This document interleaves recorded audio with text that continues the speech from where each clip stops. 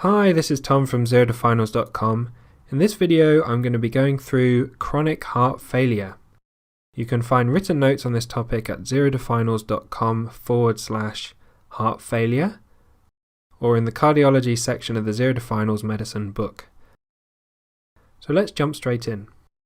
As the name would suggest, chronic heart failure is essentially the chronic version of acute heart failure. It's caused by either impaired left ventricular contraction, which is systolic heart failure, or left ventricular relaxation, which is diastolic heart failure.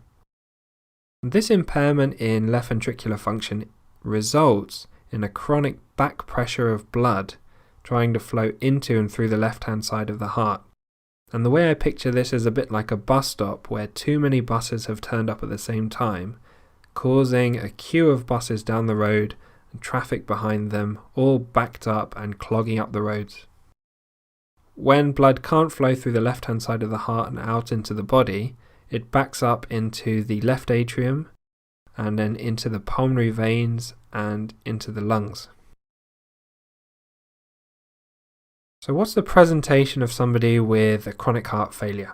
Some of the key features that they might present with is breathlessness, particularly worse on exertion, a cough, and they might produce a frothy white or pink sputum, something called orthopnea, and this is a sensation of shortness of breath that's worse on lying flat and relieved by sitting upright or standing. A way to test for this is to ask them how many pillows they use at night time when they're asleep.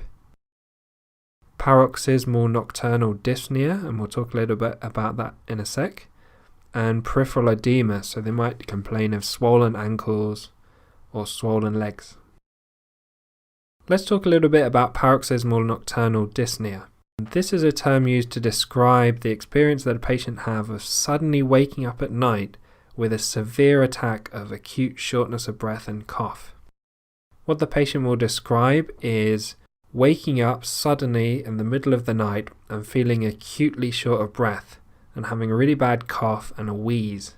And what they have to do is sit on the side of the bed or get up and walk around the room and gasp for their breath. They might feel like they're suffocating or drowning, and they'll want to go to the window and open it in an attempt to get some fresh air and some air into their lungs. And these symptoms typically improve over a few minutes. What are the possible mechanisms for why this happens? Firstly, lying down flat at night time allows the fluid to settle across a large surface area of the lungs as they're asleep. This is why when they stand up or sit up, this improves symptoms as the fluid sinks to the lung bases and their upper lungs become more clear for them to use more effectively. Secondly, during sleep, the respiratory center in the brain becomes less responsive, so their respiratory rate and their respiratory effort doesn't increase in response to reduced oxygen saturations in the same way that it would do when they were awake. This allows the person's lungs to become a lot more congested and for them to become a lot more hypoxic than they would normally do before they wake up and they start feeling very unwell. Thirdly, during the night time, their adrenaline circulating throughout their body is much lower.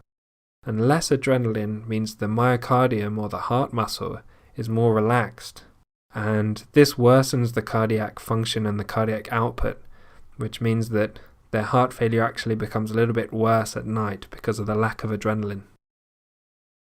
Let's talk about how you diagnose chronic heart failure. It's important to do a clinical assessment, so take a very clear history and examine the patient to listen for bibasal crackles on their lungs, suggesting there's fluid built up there, to look for edema in their peripheries and other signs and symptoms of chronic heart failure. We can do a BNP blood test, and specifically we use an N-terminal pro-B-type natriuretic peptide, or NT-proBNP. We use an echocardiogram and an ECG. What are the causes of chronic heart failure? Ischemic heart disease, valvular heart disease, quite commonly aortic stenosis in elderly patients, hypertension, and arrhythmias, commonly atrial fibrillation. Let's talk a bit about the management of chronic heart failure, and these are based on the 2018 NICE guidelines. It's worth having a quick look at those guidelines before you start doing any treatment. And this is a quick summary. So the first thing you need to do is check a BNP, then you would refer to a specialist, so a cardiologist, and you do that urgently if the BNP is above 2000 nanograms per litre. If it's under 2000, then you can do it more routinely. Next, it's really important to give a careful discussion and an explanation of the condition to the patient so they understand why they're having the symptoms and what's happening. Then you do the medical management, which we'll talk about in a second. And there are surgical treatments that can be useful if the heart failure is caused by severe aortic stenosis or mitral regurgitation. The final thing is it's important for them to have a heart failure specialist nurse giving them input, and this is useful for advice and support for patients who have heart failure.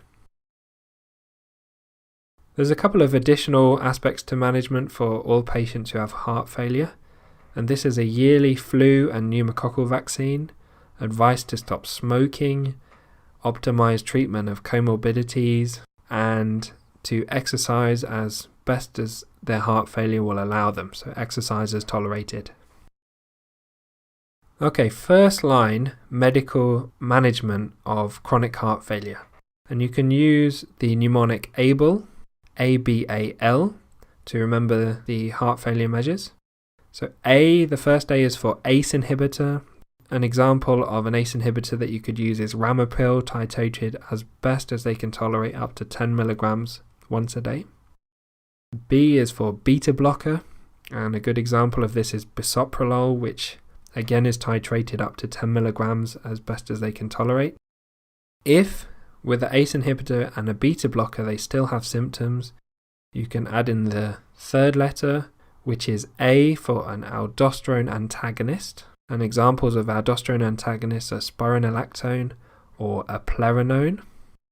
And the final L is for loop diuretics, and these are used to improve symptoms. And you could use something like furosemide 40 milligrams once a day or bumetanide 1 milligram once a day. And these can be titrated to how well they improve symptoms.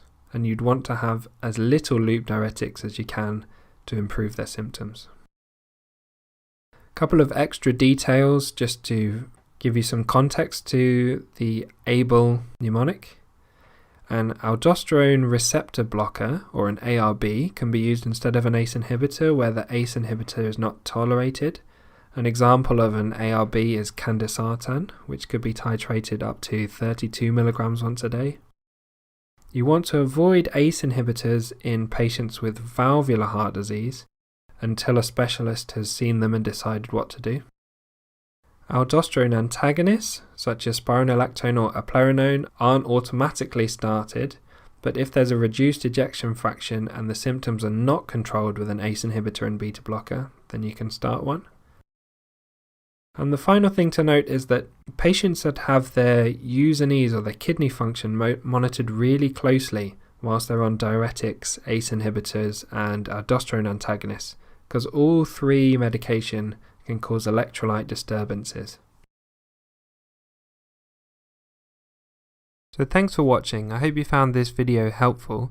If you did, don't forget there's plenty of other resources on the Zero to Finals website, including loads and loads of notes on various different topics that you might cover in medical school with specially made illustrations. There's also a whole test section where you can find loads of questions to test your knowledge and see where you're up to in preparation for your exams. There's also a blog where I share a lot of my ideas about a career in medicine and tips on how to have success as a doctor. And if you want to help me out on YouTube, you can always leave me a thumbs up, give me a comment, or even subscribe to the channel so that you can find out when the next videos are coming out. So I'll see you again soon.